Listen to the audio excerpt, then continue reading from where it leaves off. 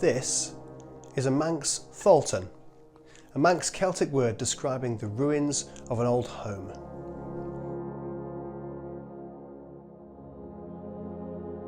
These places sit dormant, gently aging, weathering one storm after another, and then resting through the kinder summer months. They whisper to us, if we dare to listen, that nothing is here forever. They stand beautiful because of their character, their shape, their disrepair. The story in them is one of history and love and tragedy, all mixed together. They fascinate so many of us because in some strange and mysterious way, these Tholtans are a mirror of us as individuals, but us as communities as well.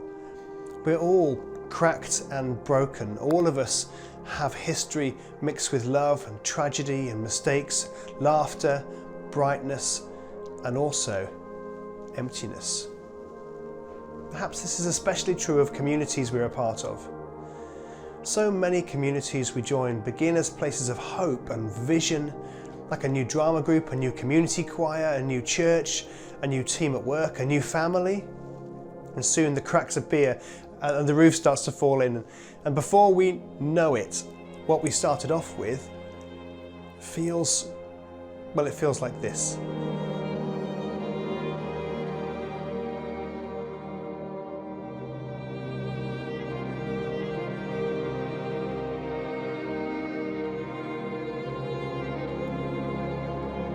We're in good company. It's been the same since we first began to settle together and communicate with each other as humans. Even 2,000 years ago, the city of Corinth, which was kind of like the city of Liverpool for the Roman Empire, it was a trading post. It was filled with every kind of lifestyle of people which the Romans just absolutely adored because they prided themselves on their eclectic tastes in music and clothes and religious ideals, lifestyle choices, this anything goes celebration. The Romans kind of collected other people's cultures and put them into their own, well, mostly. It was this almost fanatical demand for unquestioning acceptance of everything that came into sharp conflict with these first Christians who were living there. This new Christian community at Corinth was trying to live a life that reflected the character of Jesus. Lives of holiness and self-control and love and spirituality, and most importantly, the worship of just one God. This was a major problem. Moral and faith-driven life choices like temperance, monogamy, humility, clean language, modesty, these daily choices made the Christians not only stand out, but also stand in the way of hatred and abuse. The Roman world only celebrated diversity as long as you believed in their version of it. So the result was massive persecution, taking their belongings, throwing them in prison, burning their homes, putting pressure on friends and family to turn them in. Does that sound familiar? It's the same behaviour of persecution that echoes painfully through every generation and every culture around the world. And looking to their future, Christians were going to share this anti-God behaviour, often in the name of God. You know, when we don't agree with each other or other people's beliefs don't fit with ours, we feel fear and hostility. And these are the storms that beat against the early Christians and continue to beat against people across the whole world today. Sadly, inside the church in Corinth, the believers were also divided amongst themselves.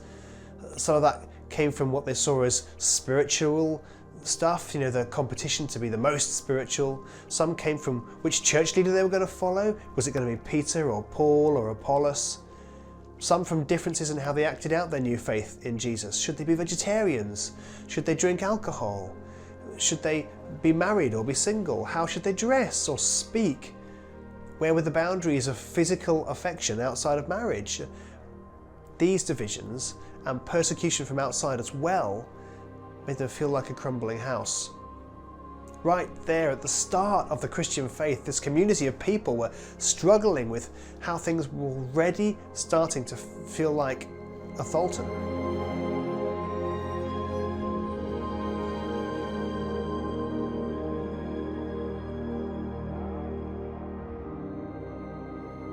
Or were they? When we look around us today at people of faith, we can see those same cracks in our stonework, in our crumbling walls, the same flaws, the same storms that rage from both inside and outside our communities of faith. How can this be what God wants? How can this reflect the church that Jesus came to reimagine with those first disciples? It's so hard for me to see Jesus sitting with the disciples and saying, okay, I'm going to give it all to you. So what I want you to do is fracture and splinter into as many groups as you can. Argue, backbite, fight, stab each other in the back. That's how people will know that I'm really among you. Go, despise and judge each other.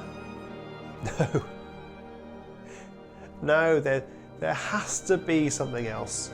There has to be something that ties us together and enables us to look both to ourselves and to people outside the circle of faith, and for us not to reflect to each other or to others that same prejudice we're trying to escape from. But how? The guy who writes to this church in Corinth, Paul, he writes this: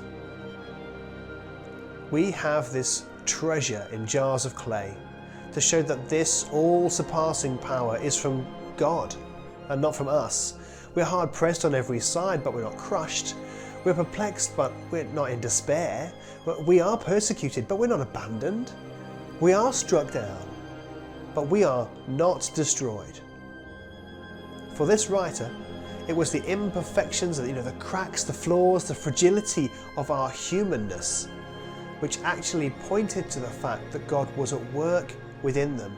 His conclusion is this crazy random group of people would actually never have come together except if God really, really was among them.